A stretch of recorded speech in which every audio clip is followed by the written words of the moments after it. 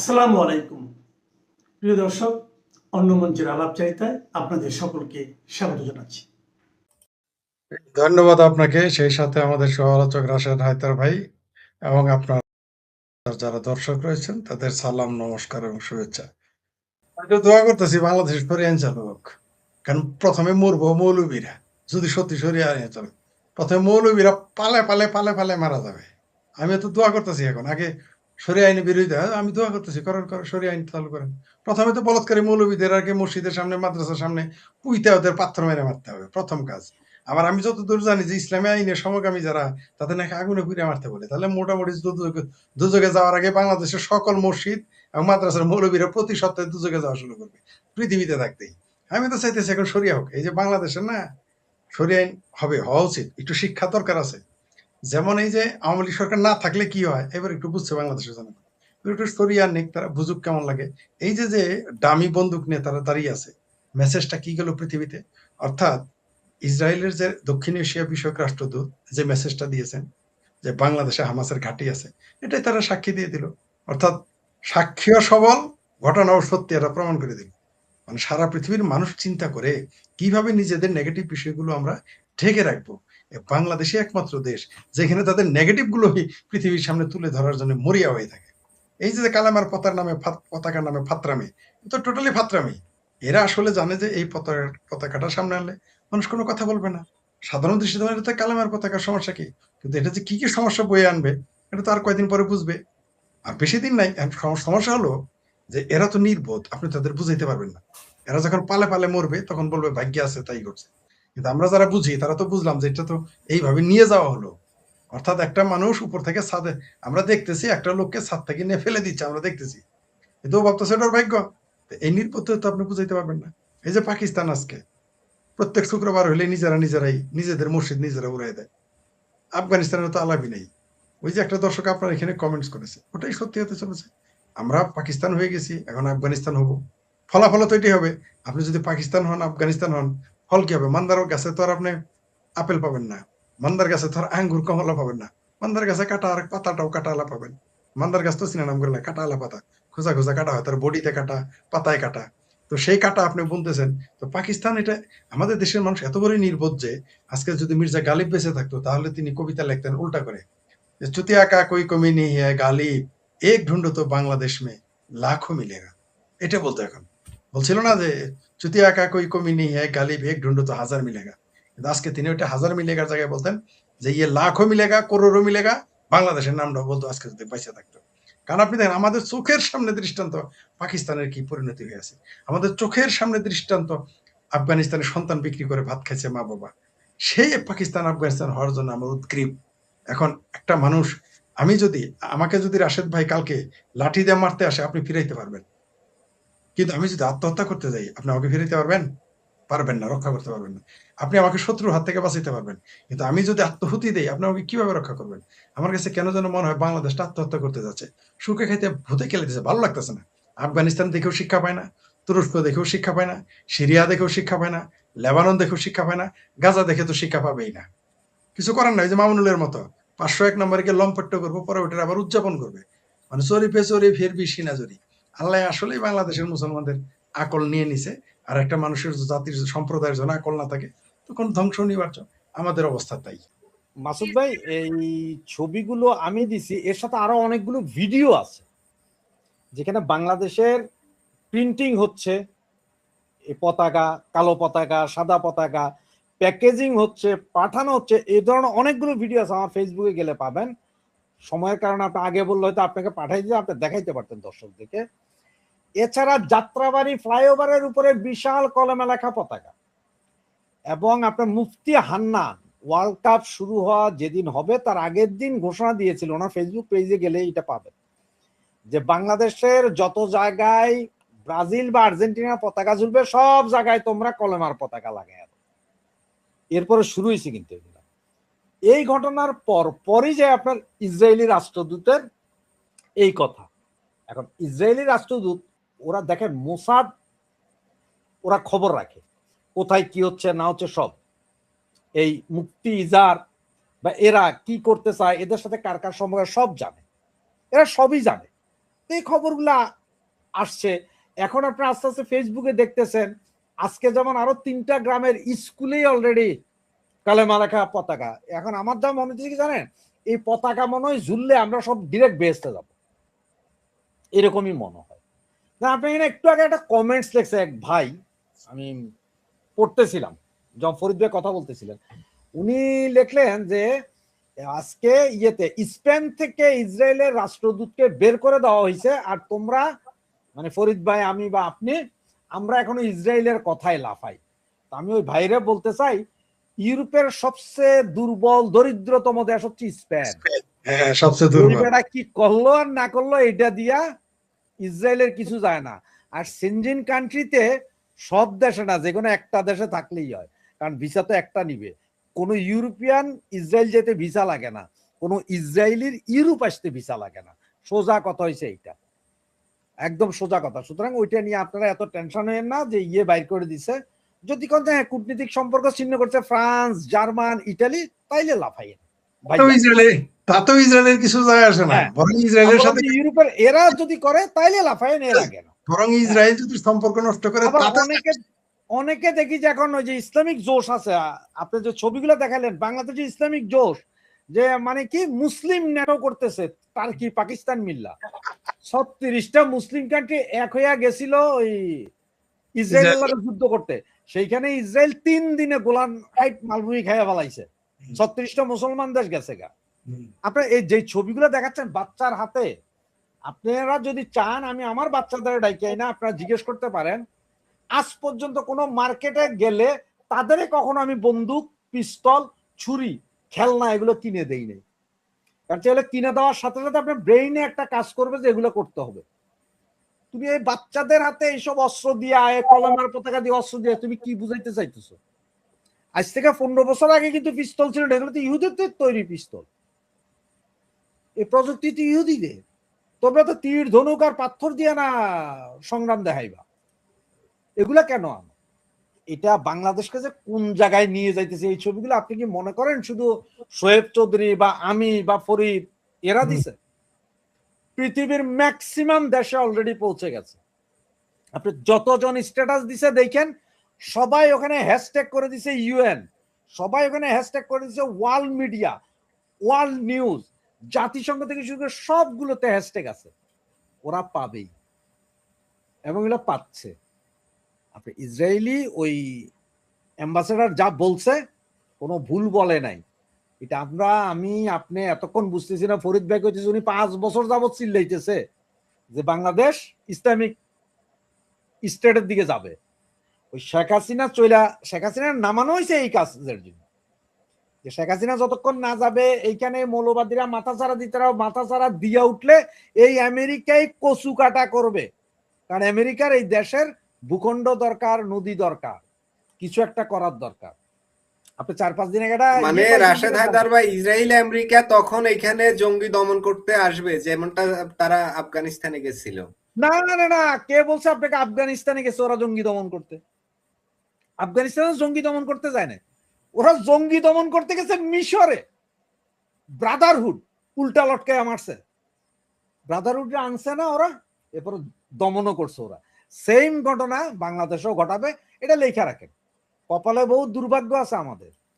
তালেবান, আল Qaeda এগুলোও তো সেই আমেরিকাই তো সৃষ্টি করেছিল, ওরাই সৃষ্টি করবে। আমাদের এখানেও তো এমন কিছু সৃষ্টি করবে, তারপর ওদেরকে দমন করতে এসে আমাদেরকে দখল করবে। আমাদের এখানে তো সৃষ্টি আমাদের তো কইরা দিছে অলরেডি। 5ই আগস্টে তো ওই খেলাটা দেখাই দিছে। হ্যাঁ, ভালো কথা। 1 মিনিট আমি একটু অবশ্যই আমার 2 খান, আমার সেই ভানুর মতো 2 খান কথা আছে। আপনি বলেন আল কায়েদা তালেবান আমেরিকার তৈরি, কিন্তু তালেবানের জন্য খুশিতে তো বাংলাদেশে মিছিল করে। ইহুদি নাসারা তৈরি, আর খুশি হয় কেন? এটা তো বুঝলাম না। মানে যখন তালেবানরা হারে তখন আমেরিকার তৈরি, যখন তালেবান জিতে তখন মুসলমানের ইমানদারদের। মানে এইখানেও কিন্তু 2 খান কথা আছে, বাটপারি আছে। এইটা আমি মাননীয় স্পিকার, আমি এখানে পয়েন্ট অফ অর্ডার একটা লিখে দিলাম, এটা একটু মানে নোটে রাখেন আর কি। মানে আমরা সবাই তালেবান, বাংলা হবে আফগান, মিছিল করে না? কি করছে এটা? কি আমেরিকা করাই? 90 দশকে এই ধরনের স্লোগান ছিল বাংলাদেশে, আমি শুনি। ছিল না, কোটি কোটি এখনো আছে, এখনো আছে। এখনো যখন তালেবানদের মাইর দেয়, তখন বলে কি কয় এটা তো আমেরিকাই বানাইছে, আমেরিকাই মারে। যেই তালেবানরা জিতে কয় এই যে দেখো মুসলমান কত ইমানদার, আল্লাহ জিতাই দিছে। এটা আমরা কি দেখি নাই? যখন আমেরিকা আফগানিস্তান থেকে চলে গেল বাগরাম ঘাঁটি ছেড়ে, তখন তো মুসলমানরা এটা উদযাপন করেছে। মুফতি ওই যে মামুনুলের মতো 501 নম্বর উদযাপন করেছে। হ্যাঁ, তাহলে এটা মুফতি আন্নান, মামুনুল এগুলো সবাই তো উদযাপন করছে। আপনি যদি এখন বলেন যে ওটা আমেরিকা, আল কায়দা আমেরিকার, তাহলে আপনি লাদেনরে ঘৃণা করেন না কেন? একটা মুসলমান পাবেন যে লাদেনকে ঘৃণা করে? বাংলাদেশে একটা হলো মুসলমান। আমাকে তবে দেখান যে ফরিদ ভাই, আমার কি মনে হয় জানেন, আমার কাছে কিছু ভিডিও আছে বিভিন্ন স্কুলে গ্রামের দিকে পতাকা। একদিন আমার মনে হয় কি জানেন, 1 মাসের ভিতরে আপনি ঢাকা শহর এবং চট্টগ্রাম শহরে বিভিন্ন স্কুল কলেজ যে আপনি এই পতাকা ঝুলতে দেখবেন, জাতীয় পতাকার উপর। না, রাশেদ হায়দার ভাই একটু থামাই। জি এই পতাকা যেটা বলছেন কালেমার পতাকা, আমি মনে করি না যে এটা খারাপ, বাট এটা কি মেসেজ দিচ্ছে সেটা নিয়ে আলোচনা করা যায়। মেসেজে আসলে আপনার টার্গেটটা কালেমার কি? পতাকা আমি এটা কথা তো বলতে পারেন না। আপনি কালামার পতাকা এটা অবশ্যই খারাপ, আপনি এটা কেন উড়াবেন? আমাকে বলেন আগে কেন উড়াবেন? অন্য পতাকা উড়ান না কেন? এটা কেন এটা আপনি উড়ান? এটা অবশ্যই খারাপ। বাংলাদেশ তো সেকুলার না, দেশ। আ- বাংলাদেশ তো সবাই আমি জানতে বাংলাদেশ চাচ্ছি যেটা আমি যেটা বলতে চাচ্ছি সেটা হলো কালেমার খচিত বা ক্যালিওগ্রাফি ওকে ফাইন, কেউ যদি তার বাড়ির সামনে রাখে, ঘরের ভিতরে রাখে, আমার কোনো সমস্যা নেই। বাট এখন কিন্তু যে কিন্তু এটা যারা যেটা বলছেন শোয়েব চৌধুরী, না না যেটা না ছড়িয়ে যারা পড়ছে, এই ছড়িয়ে পড়াটাতে কি মেসেজ যাচ্ছে? যারা এটা করতেছে কালামের পতাকা, তারা তো আর্জেন্টিনার পতাকার বিরুদ্ধে এটা এস্টাবলিশ করেছে। তারা ব্রাজিলের পতাকার বিরুদ্ধে এটা এস্টাবলিশ করতেছে। কয়েকদিন পরে বাংলাদেশের পতাকার বিরুদ্ধে এটা এস্টাবলিশ, এটা অবশ্যই ভালো না, প্রশ্নই আসে না। এটাতে নিজস্ব তাদের এজেন্ডা আছে। যেমন এই যে দেখেন, যখন এই জুলাই সন্ত্রাসী আন্দোলন করলো, কি বললো? মুজিবের বাংলায় বৈষম্যের ঠাঁই নাই, তোমার আমার ঠিকানা, পদ্মা মেঘনা যমুনা, বলে নাই স্লোগান? এগুলো স্লোগান দিয়ে পরে কি করছে? এখন 32 নাম্বার ভাঙ্গে আর জয় বাংলা স্লোগান দিলে পিটায়। তাই কালেমার পতাকা মানে নিয়ে আসছে বাংলা। ফরিদ ভাই যেটা বলতে চাচ্ছেন যে পতাকাটা এখন আমরা সাদা দেখছি, সেটা কদিন পর জি জি, এই তো 25-24-এর আন্দোলনের সময়ও কালো পতাকা আমরা দেখেছি। এখন এটা এখনো নিয়ে সমালোচনা হওয়ার পর এই পতাকাটা এখন সাদা হয়েছে, এটা জি, কদিন পরে জি, কালো বা সবুজ হয়ে যাবে। সবুজ না, দেখা যায়। অলরেডি কালো আছে। আমি তো বললাম যে কালো যে বানায়া বানায়া যে পাঠাচ্ছে, সবুজটা সাদা হচ্ছে এবং কালো হামাসের আর কালোটা আইএসএর হচ্ছে আপনার আল কায়েদা। জি, জি, জি। দেশের। আপনি যেটা খারাপ। বলছেন কালেমার পতাকা খুব ভালো, আমিও মানি, কিন্তু কাটিং কালার সব যদি আপনার সন্ত্রাসীদের মতো হয় তখন খারাপ। আপনি না না হুজুরের না না, মাইয়া বিয়ে করলেন, বড় শখ। আমি আবারও দ্বিমত করি। কালামার পতাকা আপনি আপনি হিন্দুদের না পতাকা ফরিদ ভাই, আপনি একজন হুজুরের মাইয়া বিয়ে করলেন, যে মেয়ে দেখতে শুনতে খুব সুন্দর, খুব সৎ, এখন আপনি বিয়ে করে যেদিন আনলেন সেই দিনই রাইতে মাইয়া কইলো যে আসো আমরা জিহাদের জন্য প্রস্তুত, বোম লাগাই আছে, চলো জি আমরা ফুটতে যাই দুজন। জি জি জি, বুঝলো? এই যে এটাই এখন আপনারা দেখাইতেছে কালেমার পতাকা, কয়দিন পরে এই পতাকাই কবে যে আসো জিহাদে অংশগ্রহণ করো। এটা তাদের আলতাকিয়া। এটাকে ইসলামের ভাষায় বলে আলতাকিয়া। এটা হলো হ্যাঁ, প্রতারণা, মুনাফিকি। আপনাকে দেখাবে একটা, পরে করবে আরেকটা। এইটা আমরা জানি। ওই এবং যে আপনার এই যে ব্যারিস্টার একটা আছে না জামাতের, হুম, উনি কোরআনের এক আয়াতের অপব্যাখ্যা দিলেন না এই যে 2 দিন আগে, কি জি। একটা জানি পয়রা কইলেন যে আমাদের তামান্না জিহাদ করে মৃত্যুবরণ করা, ওই রকম। ও মরবে না, ও মরবে না। ও মারাবে মাদ্রাসার এতিম পোলা। ও নিজে মরবে না। গোলাম আজমের পোলা মরে, নিজামীর পোলা এসে মরে, সাইদির পোলা মরে, ওই মাদ্রাসার এতিম বাচ্চা পোলা পান্ডা বম টম বান্ধে নিয়ে বম চিত্তরে নিয়ামত এটাই করবে। 560টা বোমা ফুটাতে যেই যা হয়েছিল 2001-06, তার চেয়ে বেশি অঘটন ঘটাবে এই পতাকা দিয়ে, দেখে থাকেন। এবং এখানে তারা একটা কৌশল নিয়েছে যে এই পতাকা আনলে তো কেউ কিছু বলবে না। ইসলামের পতাকা। হ্যাঁ, যে সেনা প্রধান কেবল দাঁড়িয়ে রাখতেছে, নৌবাহিনী প্রধান দাঁড়িয়ে রাখতেছে, বিমান বাহিনী বাদ রাখছে, বিমান বাহিনীও রেখেছে, নৌবাহিনী প্রধান দাঁড়িয়ে রাখা বাদ রাখছে। কয়দিন পরে বোঝা যাবে এই দেশের মানুষের প্ল্যান। হেদের ওস্তাদ আসিফ মনির দাঁড়িয়ে রাখে নাই। জি জি, ওটা আবার রাখে নাই। আসল লোক কিন্তু দাঁড়িয়ে রাখে নাই। শাহবাজ কিন্তু দাঁড়িয়ে রাখে না। পাকিস্তানের যে শাহবাজ শরীফ দাঁড়িয়ে রাখে না, ঠিক আছে? একজনও কিন্তু দাঁড়িয়ে রাখে না, আমরা দেখেছি। তো এগুলো দেখতে থাকেন সামনে কি ঘটে। তবে ওই যে বললাম, সুখে থাকতে ভূতে খেলে। আরেকটা কথা আবারও একটু যুক্ত করতে চাই। আপনি বললেন ওটা আপনার মুসলমানের কালেমা, ইসলামের কালেমা আপনি রাখবেন। হিন্দুদের কালেমার, হিন্দুদের পতাকা নাই, ওটা টানাইতে দিবেন? আজকে যদি কোনো হিন্দু কোনো জায়গায় যদি 10টা পতাকা টানাইতো, আপনি তো গ্রামের পর গ্রাম জ্বালাই দিতেন। আরে তখন দিছে না ভাই, এই যে না, যাত্রাবাড়ি, সায়দাবাদ, গোপালগঞ্জ, সিরাজগঞ্জ বা বিভিন্ন জায়গায়, দেশের বিভিন্ন জায়গায় কালামের পতাকা আপনি বাইন্ধে দিচ্ছেন ব্রিজে, স্কুলে আশেপাশে। আপনি হিন্দুদের পতাকা টানাইতে দিবেন? একটা পতাকা টানাইতে দিবেন আপনি? বললেন তো খুব যে ধর্মের, দেন না। খ্রিস্টানদেরও পতাকা আছে, টানাইতে দিবেন আপনি? হিন্দুরা কালকে যদি এরকম 100 জায়গায় পতাকা টানে, আপনি বলেন যে এই যে বাংলাদেশের এই হিন্দুস্তান অখণ্ড ভারত। কেন ভাই 15 কোটি বাড়াবে? গোটা 30, 32, 35 কোটি যা আছে সব বাংলাদেশে পাঠাই দাও। আর কিসের এখানে যে হিন্দু আছে সব বাইন্দা পাঠাই দাও ভারতে। শান্তি শান্তি, অসুবিধা কি? আর কোনো ঝামেলা নাই। ইসলাম কায়েম হয়ে যাবে। হ্যাঁ, ইসলাম কায়েম হয়ে যাবে। হ্যাঁ, ইসলাম জিন্দা হতা হয় হার কারবালা কে বাদ। সুতরাং কারবালা ঘটাই দাও। हर সোজা कार কথা। लेकिन हर कारबाला पे मरते हैं खुद मुसलमान है। হ্যাঁ। না, কারণ ইসলাম তো কারবালা না হলে জিন্দা হইতে পারে না, কারণ ইসলাম সবসময় মুর্দা, कारबाला হইলে সবসময় মুর্দা। কারবালা লাগে জিন্দা হইতে, জিন্দা হইতে, নইলে হয় না। না হইলে হয় না। সুতরাং পাঠাই দেন ভাই। কত 1 কোটি হবে বাংলাদেশে হিন্দু? আমি 1 কোটি 20 লাখ 15 লাখ 1 এরকম। কোটি 20 লাখ। তারপর সেকুলার আছে মনে হয় 2-4 কোটি। তো ধরেন না 5-7 কোটি সব পাঠাই দাও ভারতে। আর ওই 35 কোটি এগুলার আনো বাংলাদেশে। আর ওই 35 কোটির সহায় সম্পদ যা আছে এগুলা সব এই যে বাংলাদেশ থেকে এখন যেগুলা যাবে এদের দিয়া দাও। সোজা হিসাব ভাই। আপনি এত টেনশন করেন কেন?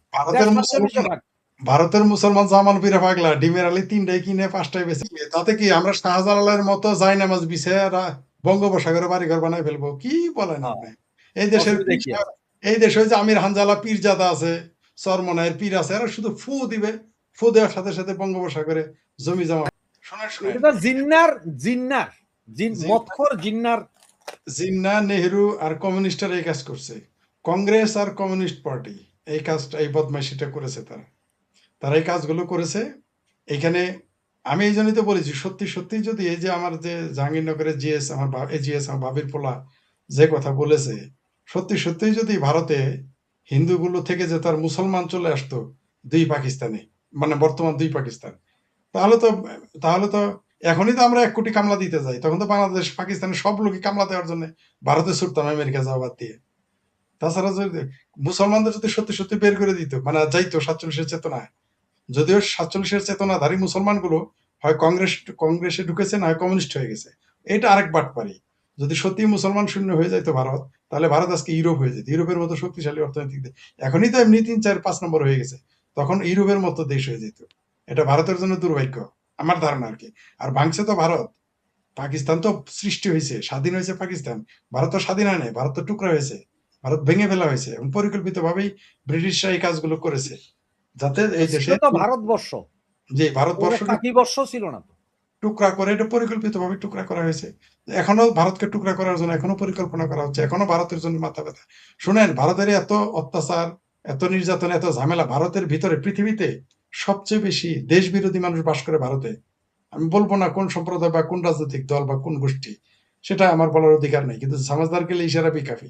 ভারতের বিরুদ্ধে সারা পৃথিবীতে বাংলাদেশ আর ভারত ছাড়া কোথাও এত দেশ বিরোধী মানুষ আপনি পাবেন না। একমাত্র ভারত আর বাংলাদেশে পাবেন নিজের দেশের বিরুদ্ধে যারা কাজ করে। পৃথিবীতে এই 2টা দেশই সম্ভব, আর কোথাও না। পৃথিবীতে কোথাও আপনি খুঁজে পাবেন না। ভারত এখনো যে টিকে আছে, এটি তো আমার কাছে বিষয়। অনেকে বলে যে ভারত ভাঙে না কেন, বলে আর ভাই টিকে আছে, এটি তো বিষয়। কারণ ভারত এতগুলো, মানে আপনি আপনার ঘরে সাপ, বিচ্ছু, গোখরা সাপ, অজগর সাপ নিয়ে বাস করতেছেন, আপনার এখনো গিলে খায় নাই, এটাই তো অবাক করার বিষয়। তবে 47-এর চেতনা হিন্দুদের ঠকানো হয়েছে, মুসলমান না। মুসলমানরা জিতেছিল। মুসলমানরা এই জন্য স্লোগান দেয় যে হাত মে বিড়ি মুহ মে পান লড়কে লেঙ্গে পাকিস্তান, ওটা 47-এ নিয়ে গেছে। তারপরে জিন্না ভারতীয় মুসলমানদের বলে দিছে, তোমরা এখন স্লোগান দাও যে লড়কে লিয়া পাকিস্তান হাসকে লেঙ্গে হিন্দুস্তান। সেই জন্য মুসলমানরা বসে আছে। এটা আমার কথা না, এটা জিন্নার কথা, তাই আপনাদের এটা জানাইলাম। এটা ভারতের মুসলমানদের কথা, এটা যেটা আমার কোনো বক্তব্য না। নমস্কার, আমি তরুণ ঘোষ। অনেকেই ভেবেছেন যে 28 তারিখ থেকে ভিসা চালু হয়ে গেল, দীনেশ ত্রিবেদীকে পূর্ণ মন্ত্রিত্বে মর্যাদা দেওয়া হলো। আসলে ভারত চাইছেটা কি? ভারত কি দমে গেল? বাংলাদেশের কূটনীতির কাছে ভারতবর্ষ কি নিচু হয়ে গেল? অনেকেই এই প্রশ্নটা করেছেন, এর উপরে অনেকে ভিডিও করছেন। আজকে আমি কাগজে বেরোনো কিছু তথ্য আপনাদের সামনে উপস্থিত করছি। তাহলে যাকে বলে দুধ কা দুধ পানি কা পানি, মানে জলের মতো বিষয়টা পরিষ্কার হয়ে যাবে। এবং রংপুর সম্পর্কে আমি যা বলেছিলাম সেটারও কিন্তু এর মধ্যে সম্পর্কটা রয়েছে। এমন কেমন ভাবে সম্পর্কটা স্থাপিত হচ্ছে আমি আপনাদের দেখাচ্ছি। আমি আগে খবরটা পড়ি, আমি স্ক্রিনেও দিয়ে দিচ্ছি। পূর্ণমন্ত্রীর মর্যাদা ঢাকার হাই কমিশনার দীনেশ ত্রিবেদীকে। লেখা হচ্ছে 25শে জুন চিরাচরিত কূটনৈতিক প্রথা থেকে সরে বাংলাদেশের হাই কমিশনার হিসেবে তৃণমূল থেকে বিজেপিতে যাওয়া রাজ্যসভার সদস্য তথা রাজনীতিবিদ দীনেশ ত্রিবেদীকে ঢাকায় পাঠিয়ে চমক তৈরি করেছিল মোদী সরকার। আর আজ সেই চমককে আরো বাড়িয়ে তার পূর্ণমন্ত্রীর মর্যাদা দেওয়া সমমর্যাদা দেওয়া হলো। এ বিষয়ে আজ দীনেশের সঙ্গে যোগাযোগ করা হলে তিনি জানিয়েছেন মাননীয় প্রধানমন্ত্রীর কাছে আমি অশেষ কৃতজ্ঞ। এদিনই এক সাংবাদিক বৈঠক করে দীনেশ ত্রিবেদী ঘোষণা করেছেন আগামী 28শে জুন থেকে ভারতীয় পর্যটন ভিসা দেওয়ার কাজ শুরু হবে। এখন এই যে সমমর্যাদার একটা দেওয়া হলো, সেটা দেওয়া হলো কেন? প্রাক্তন বর্ষিয়ান কূটনীতিক রনেন সেন তার একটা সূক্ষ্ম ব্যাখ্যা দিয়েছেন, যে ব্যাখ্যার ওপরে ভারতবর্ষ তো কিছু বলবে না, শুধু নরেন্দ্র মোদীর সরকার তো কিছুই বলবে না। সেই ব্যাখ্যার ওপরে কিন্তু পুরো বিষয়টা পরিষ্কার হয়ে গিয়েছে। উনি বর্ষিয়ান কূটনীতিক রনেন সেন, উনি বলছেন প্রাক্তন কূটনৈতিক রনেন সেনের কথায় এই মর্যাদা দেওয়ার ফলে একদিকে ভারতীয় হাই কমিশনার দেশের ভেতরের সরকার, মানে এখন বাংলাদেশ সরকার এবং শাসক দলের কাছে পৌঁছানো সহজ হবে। বাংলাদেশের মতো রাষ্ট্রের সঙ্গে সম্পর্ক রক্ষার্থে যা রাজনৈতিকভাবে ভীষণ জরুরি। পাশাপাশি বাংলাদেশকে বার্তা দেওয়া যাবে যে এই হাই কমিশনের ওপরে তাদের পূর্ণ আস্থা রয়েছে। তাকে টপকে ঢাকা কথায় কথায় নয়াদিল্লির সঙ্গে যোগাযোগ করা যাবে না। এর ফলে কাজের গতি আসবে। রনেনবাবু জানান, প্রোটোকল অনুযায়ী যে কোনো হাই কমিশনার বা রাষ্ট্রদূতের মর্যাদা পূর্ণমন্ত্রীর ঠিক পরে এবং স্বাধীন দায়িত্ব প্রাপ্ত প্রতিমন্ত্রী ঠিক ওপরে, মানে মধ্যবর্তী পর্যায়ে। তবে তিনি এটাও মনে করেন যে প্রোটোকল মর্যাদা বাড়িয়ে সরাসরি কূটনৈতিক ফায়দা তোলা যায়, বিষয়টি সবসময় এমন নয়, ব্যক্তিগত সম্পর্ক যোগাযোগের মূল্য আছে। তার মানে রনেন সেনকে যদি আপনি তার বক্তব্যকে ব্যাখ্যা করেন, তাহলে এখানে পরিষ্কার হয়ে যাচ্ছে যে এই যে কথায় কথায় দিল্লি দৌড়ানো, দিল্লির সঙ্গে যোগাযোগ স্থাপন, সেটা আর ভারত করবে না। তাই তাকে পূর্ণমন্ত্রীর মর্যাদা দিয়ে দিয়েছে, যে উনি যা মনে করবেন সেটাই হবে, আপনাদের বারবার দৌড়ে আসার দরকার নেই। তার মানে একটা সুতোর দড়ি ব্রিজ একটা বেঁধে দিল ভারত এবং বাংলাদেশ সরকারের মধ্যে। ভারত সরকার মানে খুব প্রয়োজন না পড়লে উনি যদি অনুমতি না দেন, তাহলে দিল্লিতে আসার কোনো প্রয়োজন নেই, যা করার উনিই করবেন। এটা হচ্ছে পরিষ্কার বার্তা। এবার আসি আর একটা নতুন প্রসঙ্গে, সেটা হচ্ছে পাসপোর্টের নতুন নিয়ম বদল হয়েছে। সেই নিয়মে একটা অদ্ভুত ব্যাখ্যা দেওয়া হয়েছে, মানে কিভাবে রংপুরের দিকে যাচ্ছে আমি সেটাই বলছি আর কি। পাসপোর্টে যে নতুন ব্যাখ্যাটা দেওয়া হয়েছে সেটা হচ্ছে এইটা, পাসপোর্ট এবং নাগরিকত্ব। পাসপোর্ট নাগরিকত্বের প্রমাণ নয়। কেন্দ্রীয় সরকারের ব্যাখ্যা, পাসপোর্ট কোনোদিনই নাগরিকত্বের প্রমাণ ছিল না, বিদেশি যাতায়াতের প্রয়োজনীয় নথি ছিল। কোনো নির্দিষ্ট একটি নথি, তাহলে নাগরিকত্বের প্রমাণ কি? কোনো একটি নির্দিষ্ট নথি দিয়ে নাগরিকত্বের প্রমাণ হয় না। নাগরিকত্ব ঠিক হয় 1955 সালের নাগরিকত্ব আইন অনুযায়ী। 5 রকম ভাবে ভারতের নাগরিকত্ব পাওয়া যায়: জন্মসূত্রে, উত্তরাধিকার সূত্রে, নাগরিক হিসেবে নথিবদ্ধ করে, টানা 12 বছর দেশে থাকলে এবং ভারতের দখলে আসা, ভালো করে শুনবেন, ভারতের দখলে আসা কোনো এলাকার বাসিন্দা হলে সে নাগরিকত্ব পাবে। এবার আমাকে বলুন, 1947 সাল থেকে এখনো পর্যন্ত ভারতবর্ষ কোন দেশের কোন এলাকা দখল করেছে? এখনো পর্যন্ত পিওজেকে কিন্তু হাত দেয়নি ভারত। তারা এলাকা দখলের প্রশ্ন এলো কেন? এবং তার আগে তড়িঘড়ি ওইটাকে, পাসপোর্টের নিয়মটাকে বদলে দিয়ে দেখালো, জুড়ে দেওয়া হলো যে কোনো দখলীকৃত এলাকার বাসিন্দা হলে সেও নাগরিকত্ব পাবে এবং সেও পাসপোর্ট পাবে।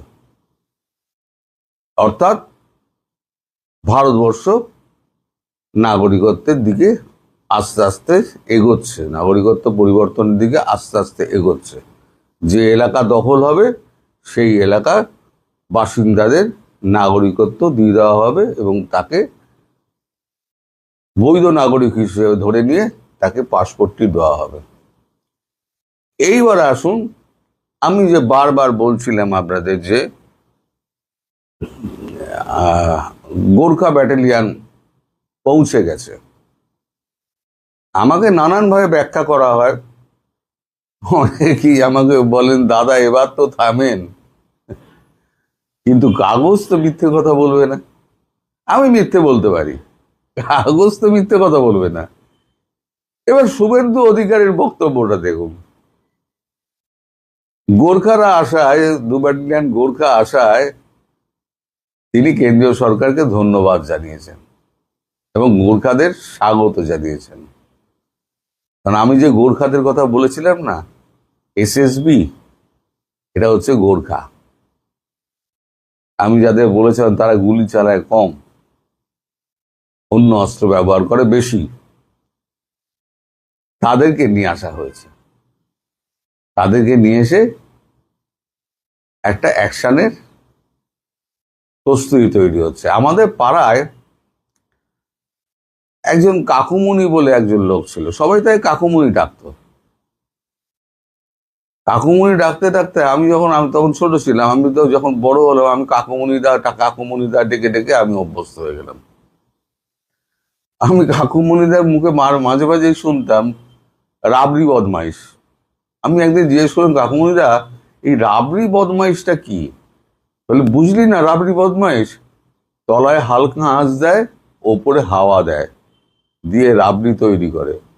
ভারতবর্ষ সেটাই করছে, তলায় হালকা আঁচ দিচ্ছে আর ওপরে হাওয়া দিচ্ছে। তার মানে রাবড়ি তৈরি হচ্ছে, খাওয়ার জন্য তৈরি হচ্ছে। এই কথাটার যদি আপনারা মর্মার্থ যদি ধরতে পারেন, এই পাসপোর্টের পরিবর্তন, দীনেশ ত্রিবেদীর এই পূর্ণ মন্ত্রিত্বের মর্যাদা, বাংলাদেশের কথায় কথায় ভারতবর্ষে যোগাযোগের ব্যাপারটাকে কেটে দেওয়া এবং গোর্খাদের পশ্চিমবঙ্গে নিয়ে আসা, যেটা আমি বলেছিলাম কাগজে অনেক পরে বেরোলো, আমি অনেক আগে বলেছিলাম। এবার আমার খবর আর আমার যা দৃষ্টিভঙ্গি বা আপনি যাই বলুন না কেন, আগা মাছ করার ব্যাপারটা আপনারা যেভাবেই ব্যাখ্যা করুন না কেন, দাদা এবার তো থামেন। একজন লিখেছে, দাদা নতুন চ্যানেলের নাম দিন গুজব ঘোষ চ্যানেল। তো ঠিক আছে দাদা, আপনাদের সবার মতামত শিরোধার্য।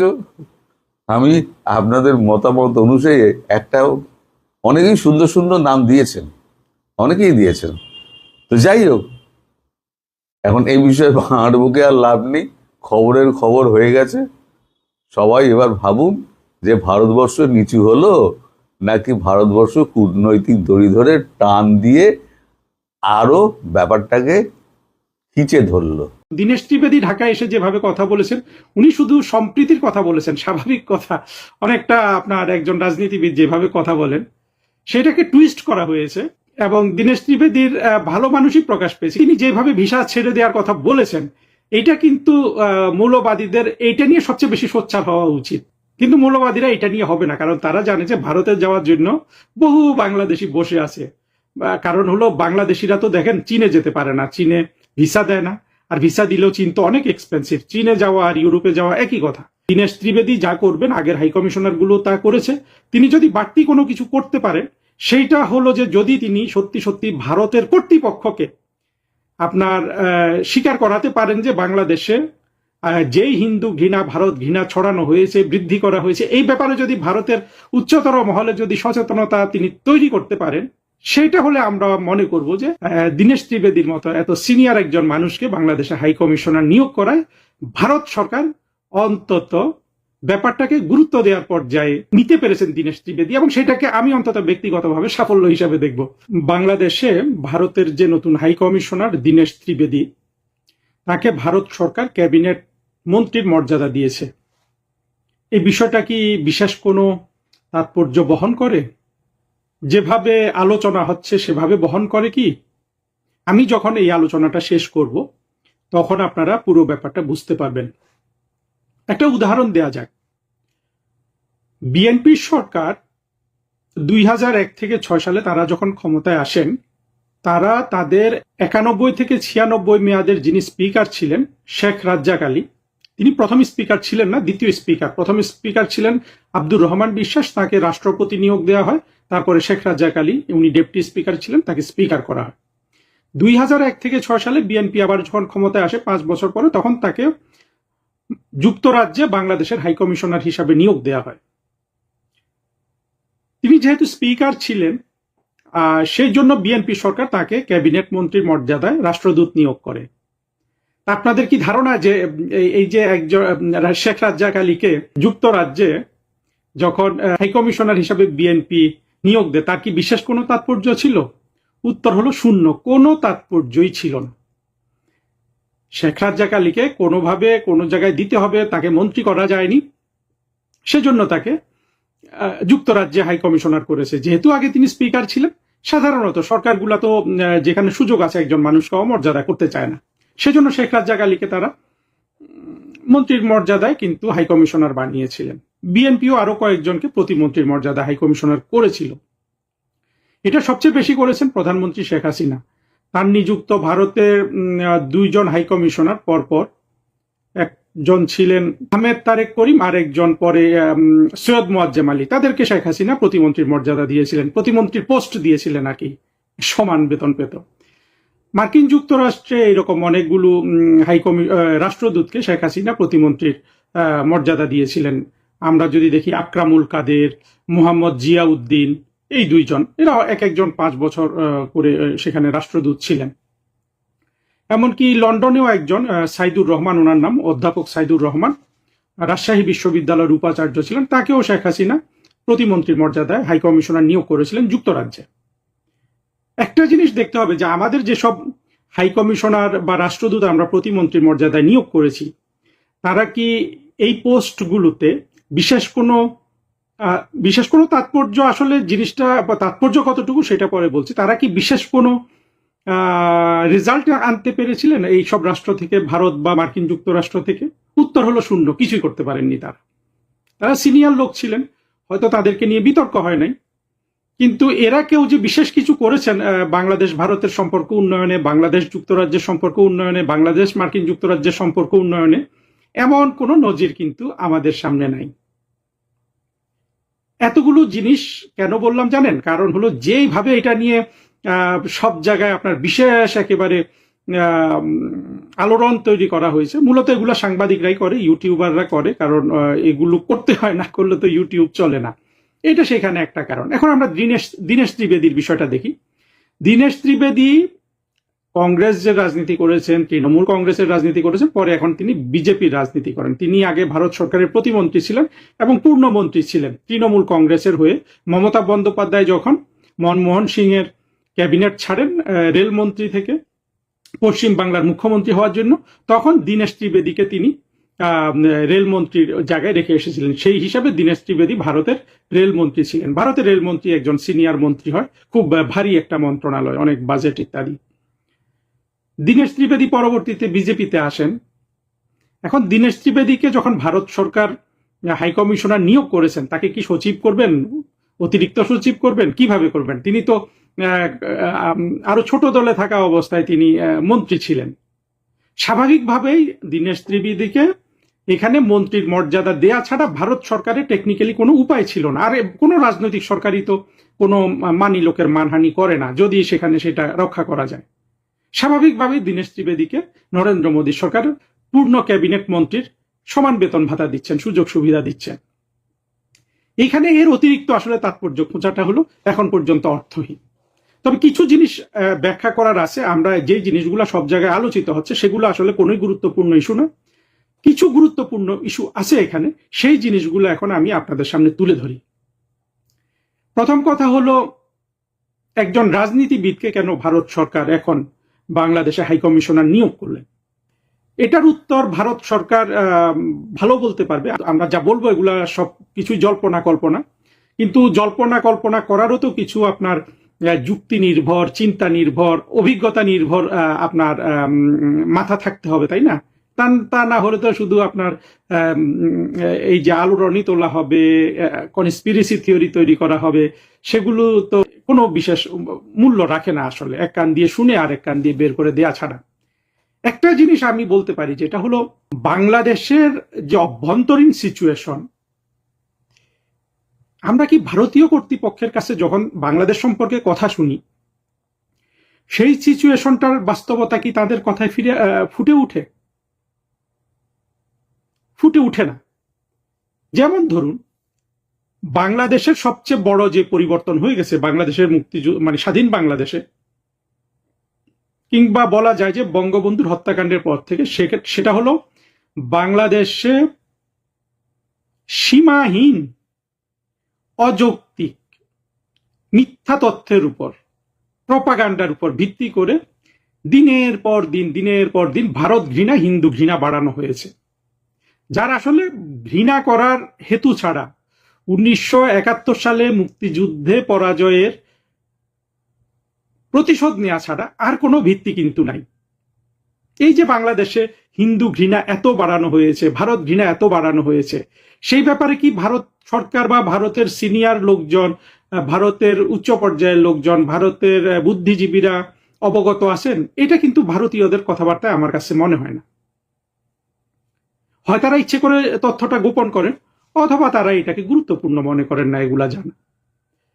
সেই দিক থেকে আমরা বলতে পারি যে ভারত সরকার যেহেতু একের পর এক আমলাদের রাষ্ট্রদূত হিসাবে নিয়োগ করেছে, এবং আমলারাই সাধারণত কূটনীতিক এবং বিভিন্ন পর্যায়ে দায়িত্ব পালন করে, সেখানে নানান ধরনের লোকজন থাকবে, এটাই স্বাভাবিক।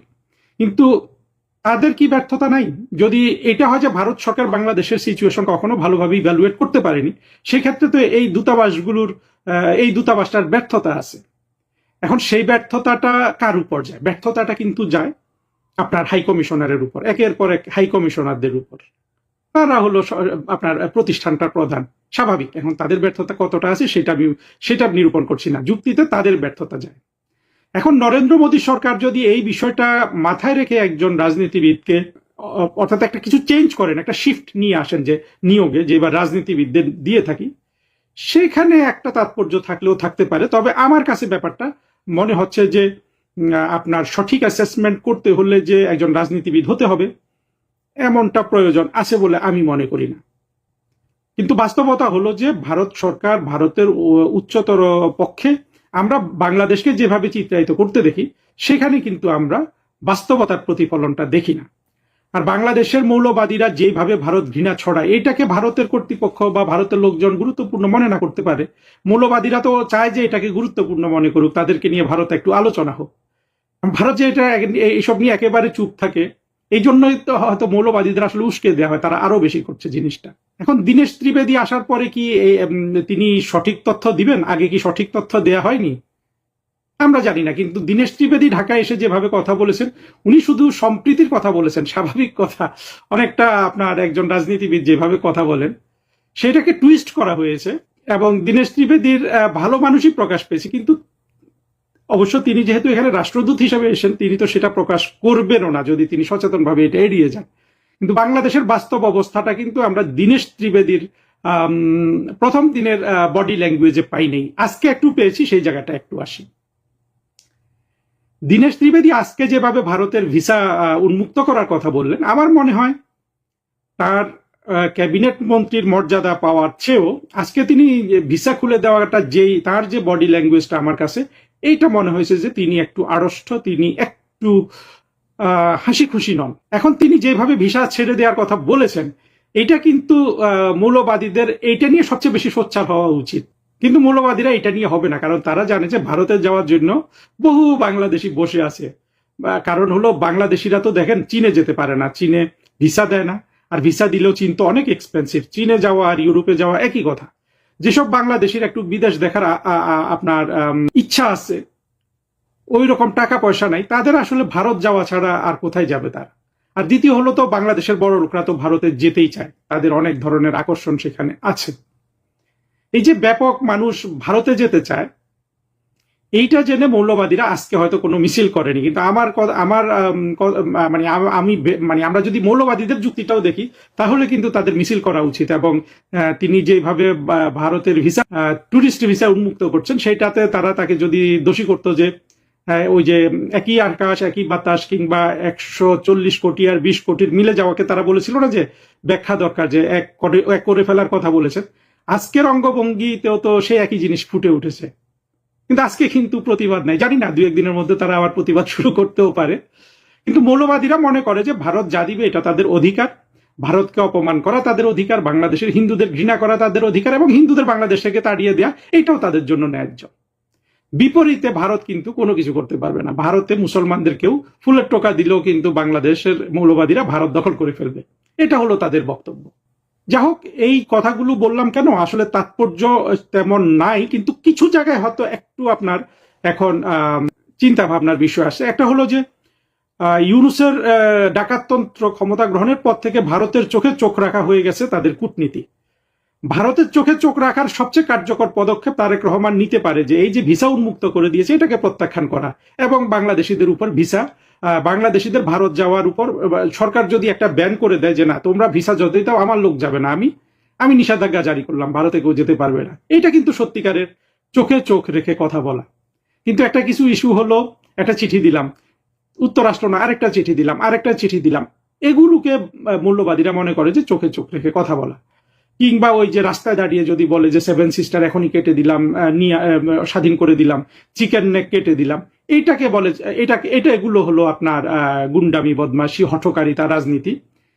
কিন্তু সত্যিকারের চোখে চোখ রাখতে চাইলে ভারতের ভিসার যে অফার এসছে, ভারতীয় ভিসার, সেটা প্রত্যাখ্যান করলে কিন্তু চোখে চোখ রেখে কথা বলা হয়। আমরা দেখলাম যে ভারতীয়রা কিন্তু সেইভাবে বাংলাদেশ নিয়ে আসলে তেমন কোনো গুরুত্ব দেয় না। জাহেদ কাণ্ড যেভাবে ঘটে গেল, একদিক থেকে ভারত গুরুত্ব দেয় না, ভারত যে বাংলাদেশ নিয়ে খুব একটা চিন্তা ভাবনা করে সেটাও কিন্তু আমাদের মনে হয় না। তবে এখানে যেটা হচ্ছে যে বারবার ভারতের হাই কমিশনারকে পররাষ্ট্র মন্ত্রণালয়ে তলব করা হচ্ছে, এটা ইউনূসের আমল থেকে।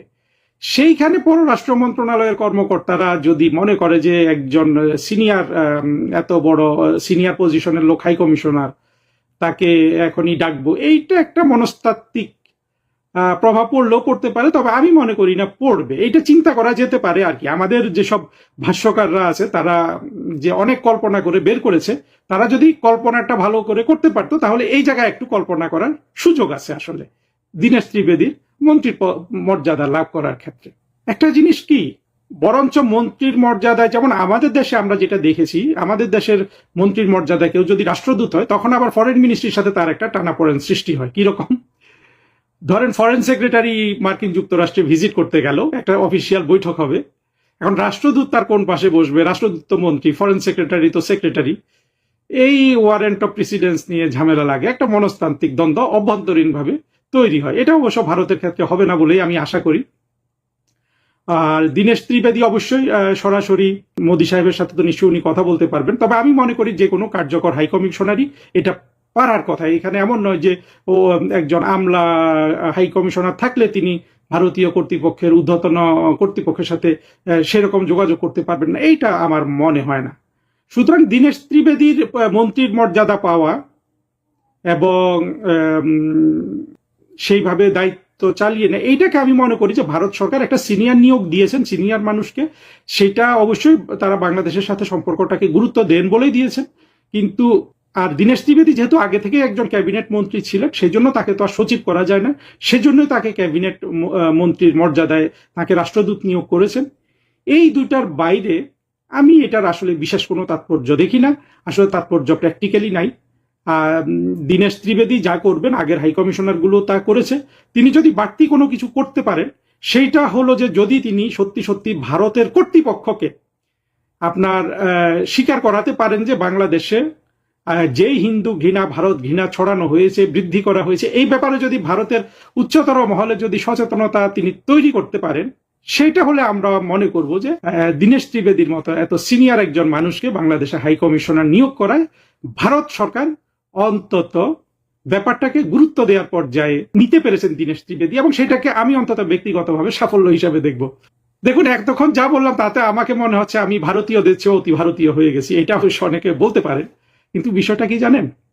বিষয়টা হলো বাংলাদেশ ভারতের দ্বিপাক্ষিক সম্পর্কে বাংলাদেশের হিন্দু নির্যাতন প্রধান একটা বিষয় হওয়া উচিত। কেন হওয়া উচিত? এটা মানবিকতার দিক থেকেও সত্য, এবং মানবিকতা, সভ্যতা, এই দুটো মুখী যদি আপনি না হন, সম্পর্ক উন্নয়ন যেমন হয় না, আপনার অভ্যন্তরীণ উন্নতিও হয় না। বাংলাদেশের অভ্যন্তরীণ উন্নতির সাথে সাথে বাংলাদেশে হিন্দু ঘৃণা, ভারত ঘৃণা বর্জন করা উচিত।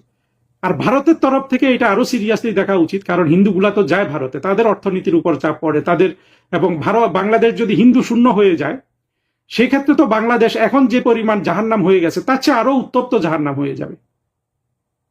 কারণ হলো তখন এখন হিন্দুদের তাড়াচ্ছে, তখন তারা ভারতের দিকে আমাদের মতো মুসলমানদের তাড়াতে শুরু করবে মৌলবাদীরা। এটা কিন্তু আপনারা মনে রাখবেন, যত বড় ব্যবসায়ী হন, আমলা হন, তারা খেতে হবে মৌলবাদীদের। এখন আপনারা হয়তো মৌলবাদীদের সমর্থক আছেন, কাজেই জিনিসটা একটু ভালো, অনেক গভীর থেকে চিন্তা করার চেষ্টা করবেন।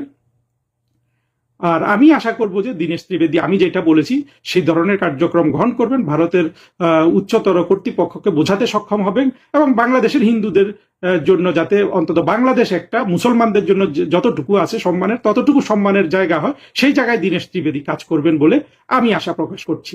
যদিও অতীতে আমি এই ধরনের কোনো কার্যক্রম ভারতের হাই কমিশনারদের তরফ থেকে দেখিনি, এখন দীনেশ ত্রিবেদী কি করতে পারেন সেটা দেখার জন্য অপেক্ষায় থাকলাম। ধন্যবাদ। হিন্দু রোহিঙ্গাদের দেখার কেউ নেই, ইসলাম অবমাননার দায়ে আবারও সংখ্যালঘু হিন্দু যুবক আটক, গ্রেপ্তার। শিরোনামটা আপনারা শুনেছেন যে হিন্দু তথাকথিত ইসলাম অবমাননার দায়ে আবারও হিন্দু সম্প্রদায়ের যুবক গ্রেপ্তার, আর হিন্দু রোহিঙ্গাদের দেখার কেউ নেই। বার্মা থেকে আসা যত মুসলমান রোহিঙ্গা আছে তাদের থাকা খাওয়া কোনো কিছু, জি থ্যাংক ইউ ভেরি মাচ। জি শোনা যাচ্ছে, আমাকে দেখাও যাচ্ছে বলেছেন।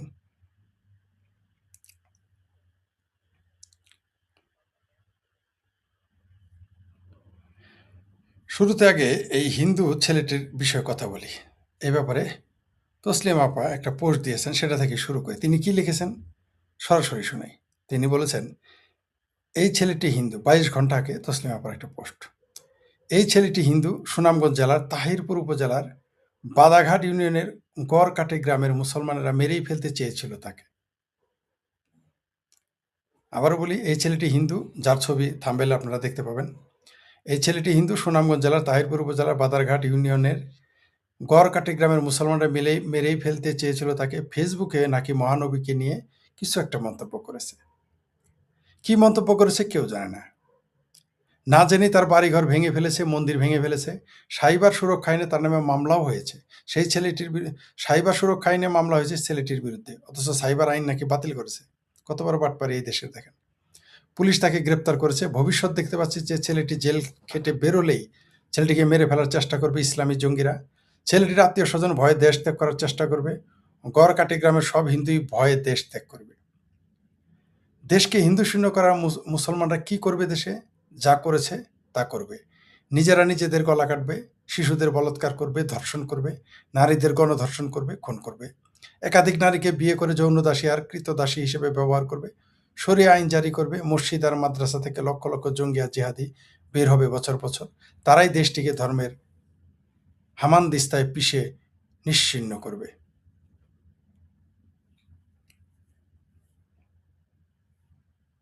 জি, এই ছেলেটাকে, জি, এই ছেলেটা এখন এই ছেলে কি কটূক্তি করেছে? আমরা দেখেছি যে ইসলাম ধর্ম নিয়ে, মহানবীকে নিয়ে কটূক্তি করে, আল্লাহকে নিয়ে কটূক্তি করে। কি কটূক্তি করে আমরা জানি না, আমরা শুনিও না। কোনটা যে কটূক্তি আর কোনটা কটূক্তি নয়, আমরা তাহলে একটু মেজারমেন্ট করতে পারতাম যে সত্যি কটূক্তি, সেটা আমরা কোনোদিন জানি না। ধরেন নবীকে কাউবয় বলেছে, এটা যদি আমি বলি ইসলাম অবমাননা হয়ে যাবে। এটা যদি তসলিমা নাসরিন বলেন সাতিমে রাসুল হয়ে যাবে। এটা যদি আসাদ নূর বলেন বাড়িঘর ভরে দিবে। এটা যদি অন্য কেউ বলে সেটা ইসলাম খতরামে, ইসলাম বিদ্বেষী হয়ে যাবে। কিন্তু ইসলাম নবীকে কাউবয় কে বলেছে? কেউ আমরা বলিনি। কে বলেছে? এই দেশের প্রখ্যাত মৌলবী।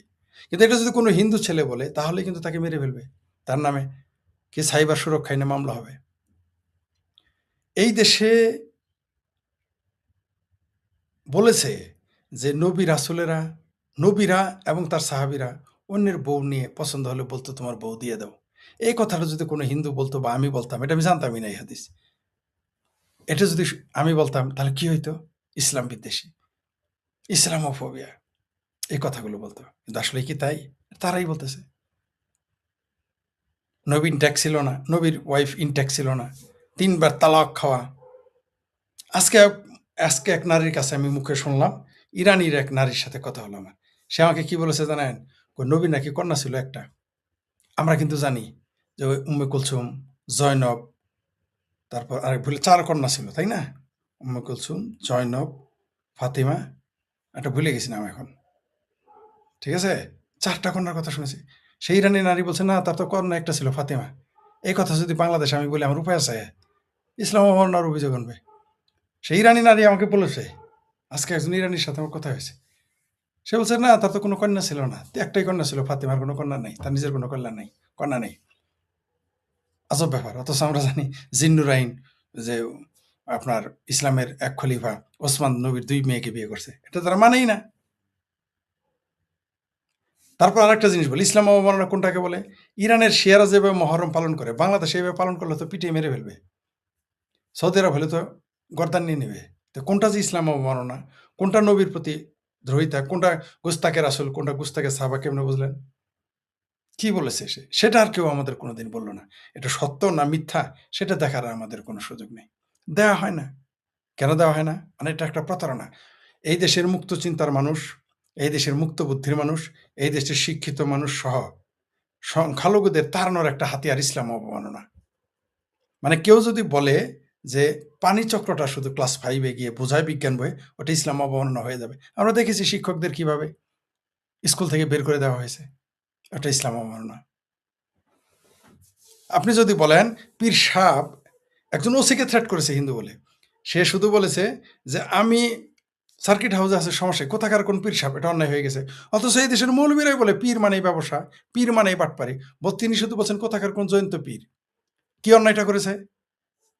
আপনি যান, লামা জাহাবি যারা আছে তারা কোনো পীরকে মানে? পীরকে তারা মানে না, তাহলে কোনটা ইসলাম অবমাননা?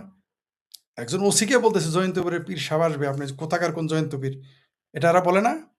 কোথাকার কোন ভাসানী বলে নাই, কোথাকার কোন পীর বলে নাই। বাংলাদেশের যারা লামা যাবি তারা তো পীর মানেই না, যারা কৌমি তারা তো পীর মানেই না। তাহলে ওই লোকটার সাথে বলছে কোথাকার কোন পীর, ঠিকই তো বলেছে। ছাই দিয়ে দেশে বলেছে দেইলারা জাগার যে কলা গাছ খাইলো চিরে, জিরে মানে কেঁচো, আর দেশটা খাইলো পীরে। এটা আমি বললেই তো ইসলাম অবমাননা হয়ে যেত। মানে কোনটা নবীর অবমাননা? আপনি দেখেন, আপনারা জানেন যে ভারতের সেই, আরে ভুলে গেলাম নাম, ভারতের সেই রাজনীতিবিদের পিজিবির নেত্রীর নাম ভুলে গেলাম। তিনি তিনি কি বলেছিলেন? যে নবী 53 বছর বয়সে 6 বছর আয়েশাকে বিয়ে করেছে, 9 বছরে তার সাথে সংসার করেছে, মানে সঙ্গম করেছে। ইসলাম অবমাননা হয়ে গেছে, এটা মৌলবীরাই বলে। বরং আলিয়া মাদ্রাসায় পরে 6 বছরে বিয়ে করছে, 9 বছরের কথা বলে না। আমি নিজে দেখেছি সেই কোশ্চেন, নবী বিয়ে করছে 6 বছর আয়েশাকে, 6 বছর ছিল আয়েশার, 6 বছর। এটা নূপুর শর্মা, মনে পড়েছে, নূপুর শর্মা বিজেপির নেত্রী, তার নেতৃত্ব গেছে, মন্ত্রিত্ব গেছে, দলীয় পদ চলে গেছে, এবং এই কারণে খুনোখুনি হয়ে গেছে। তার পক্ষে একজন নূপুর শর্মা সরে মেরে ফেলে তাকে মেরে ফেলেছে ভারতে, এবং তাকে ছাড়ানোর জন্য বামপন্থীরা লেগে গেছে। যে লোকটা শুধু বলেছে নূপুর শর্মা যা বলেছে সঠিক, তাকে মেরে ফেলেছে, এক দর্জিকে মেরে ফেলেছে। যারা মেরে ফেলেছে তাদেরকে ছাড়ানোর জন্য ভারতের বামপন্থীরা রেডি, কোটি কোটি টাকার উকিল তাদের জন্য রেডি। অদ্ভুত ব্যাপার। যা মৌলবীরা বলে, নূপুর শর্মা বলেছে, সেটা ইসলাম ধর্ম অবমাননা হয়ে গেছে। তো কোনটা যে ইসলাম ধর্মের অবমাননা আমরা তো জানি না। আপনারা বলেন যে কোনটা ইসলাম ধর্মের অবমাননা। পৃথিবীর কোন ফেরকা, ইসলামের কোন ফেরকা আরেক ফেরকাকে কাফের বলে নাই? আমাকে একটা ফেরকা বলেন। কোন ফেরকা একে অপরকে কাফের বলে নাই? এই যে কাদিয়ানীরা, শিয়ারা, এদের কাফের বলে না? আজকে একজন আমাকে লিখেছে, যে মেসেজে লিখেছে যে বাংলাদেশের কোন অঞ্চলের কথা যেন, চিটাগাঙ্গের কোন জায়গার কথা বলছে, সেখানে লেখা আছে, ব্যানারে লেখা আছে শিয়া কাফের। তাহলে কোনটা যে ধর্ম অবমাননা আপনি কেমনে জানলেন, কেমনে বুঝলেন? নবী অশিক্ষিত ছিল, এটা বললে কাফের কাফের আপনি কাফের ভাতা দেবেন না। কিন্তু আমি তো নিজের মুখে মৌলবীদের কাছে শুনেছি নবী উম্মি ছিল, অশিক্ষিত। এখন আপনি উম্মির ব্যাখ্যা তেনা পেশায় পেশায় আলাদা বলবেন, সেটা আপনার ব্যাপার। হিজরত মানে পলায়ন, পালাই গেছে নবী, নবী পালাই গেছে, হিজরত মানে পালায়ন। এটা বললে আপনার যদি বলেন যে এটা হয়ে গেছে কি ইসলাম অবমাননা, তাহলে কি করবো আমি? মদিনার নাম ছিল ইয়াত্রিব। ইসলামের ইতিহাসে যারা প্রথম সেমিস্টারে যায় তারা এটা জানে, এমনকি ইসলামের ইতিহাসে যে কোনো ছাত্র জানে, ইন্টারমিডিয়েট পড়লেও জানে ইসলামের ইতিহাসে। ইন্টারমিডিয়েট কলেজেও যদি তার একটা সাবজেক্ট থাকে, ডিগ্রিতে থাকে, সে জানে যে মদিনার নাম ছিল ইয়াত্রিব, সেখানে মদিনার ইহুদিরা নবীকে জায়গা দিয়েছে। এই কথা বললেও ইসলাম অবমাননা হয়ে যাবে, এটা ইতিহাসে, ইসলামের ইতিহাসে লেখা। আজকাল তো মামুনুল হকের বিরুদ্ধে বলে যে ইসলামের অবমাননা হয়, চরমনাই পীরের বিরুদ্ধে বললে ইসলাম অবমাননা হয়, কিন্তু তারা বলৎকার করলে ইসলাম অবমাননা হয় না। তারা কোরআনের উপরে পায়খানা করলে ইসলাম অবমাননা হয় না।